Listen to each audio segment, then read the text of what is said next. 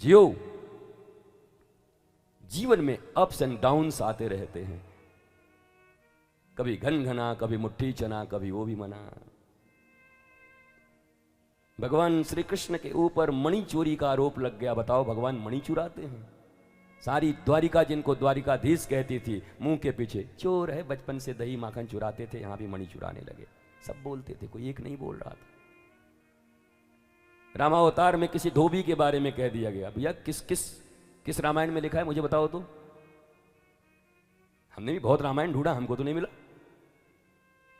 काय बात का प्रचार करते हो, समझ नहीं आता। काय बात का कथा करते हो। भारतीय जनता के पास समय है नहीं कि किसने क्या कहा, बस सुन लिया चले गए। कोई कुछ कह दिया, सुन लिए चले गए। शास्त्रों के संदर्भ भी पूछा करो कभी कभी, महाराज जी आप ये जो बोल रहे हैं किस शास्त्र में, किस मनीषी ने लिखा है।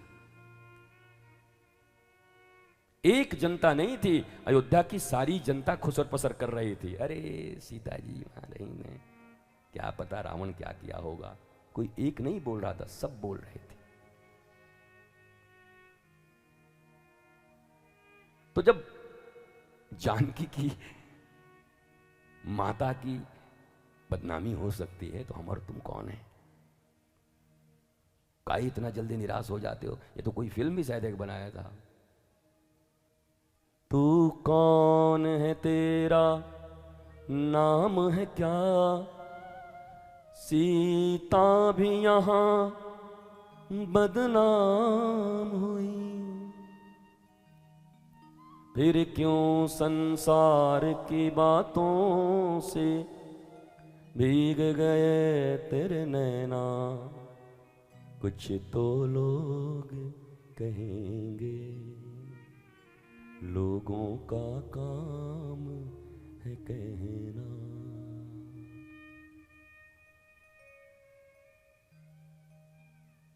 तो लोग किसी को नहीं छोड़ते। श्री कृष्ण को चोर बता देते हैं, मणि का, सोने का, धन का। सीता के चरित्र पे उंगली उठा देते हैं। और मजे की बात यह कि लंका वाले नहीं उठाते, अयोध्या वाले उठाते। So called civilised persons, this is our civilisation. Lanka में किसी ने नहीं कहा सीता को कि सीता के चरित्र पर किसी ने उंगली नहीं उठाई, जबकि वो राक्षसों की नगरी है। पर जिसको तुम अयोध्या कहते, उस अयोध्या की गली गली में सीता के चरित्र पर उंगली उठाई गई। ठीक से जवाब देने के लायक नहीं हम लोग। लंका में गाली देते तो समझ में आता, अयोध्या में सीता को गाली। मथुरा में कंस के जमाने में अगर कृष्ण को गाली देते तो समझ में आता, द्वारिका में कृष्ण को गाली, चोरी का। इसलिए दुनिया में कोई भी आरोप लगे, कुछ भी लगे, मेरा एक ही बात कहना रहता है, ध्यान से सुनना। अगर मैं चोर हूं और किसी ने चोर कहा तो दुख कैसा? अगर मैं चोर नहीं हूं और किसी ने चोर कहा तो दुख कैसा? दोनों ही अवस्था में मुझे दुख क्यों होना चाहिए? अगर मैं चोर हूं तो चोर किसी ने कह दिया, भाई प्रखर जी का नाम प्रखर है तो मैं क्या बोलूं, सुनील बोलूंगा? ए सुनील, प्रखर ही बोलूंगा, प्रखर। बोला हाँ गुरु जी। तो कोई चोर है, अगर उसको बोला चोर,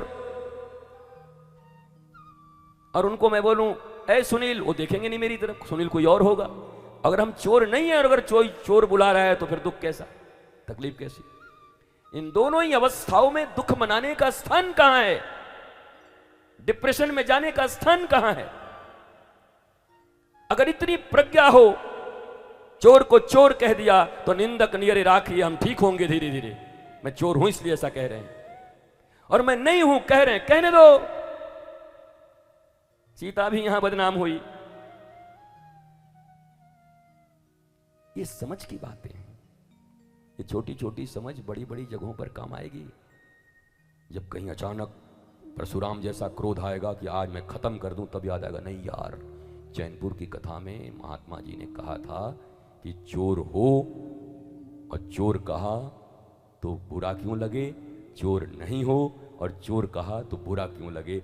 हो सकता है किसी एक दर्दनाक घटना से बच जाओ और अपने घर की ओर लौट जाओ। इस प्रज्ञा और ज्ञान में अपने जीवन को और उन्नति और उत्थान की दें।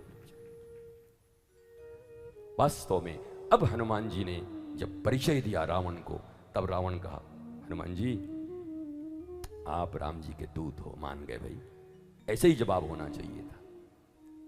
तो दास्ता या राम की करो या काम की करो, करना पड़ेगा। राम की करोगे तो हमारे सनातन संस्कृति में धर्म अर्थ काम मोक्ष सब तुम्हारे लिए उपलब्ध है। धर्म भी तुमको, काम भी तुमको, मोक्ष भी तुमको, अर्थ भी तुमको। बाप बड़ा ना भैया, सबसे बड़ा रुपया भी तुम्हारे लिए। इसलिए सनातन संस्कृति चारों को देती है। महाराज, भगवान राम का जन्म और भगवान कृष्ण का जन्म, कई लोग पूछते हैं जन्म हो सकता है कि नहीं भगवान का? क्यों नहीं हो सकता? If he is all mighty, अगर वो ऑल माइटी है तो क्या नहीं कर सकते? ऐसे मूर्ति पूजा के संबंध में अगर वो जर्रे जर्रे में मौजूद है, उसका नूर जर्रे जर्रे में मौजूद है, तो मूर्ति में क्यों नहीं है? प्रश्न है। अगर वो जर्रे जर्रे में है, कण कण में है, धूल धूल में है, हवा में है, एवरीवेयर है, तो मूर्ति में क्यों नहीं है? तो ये भी मूर्खता लगता है कि मूर्ति में नहीं रहते।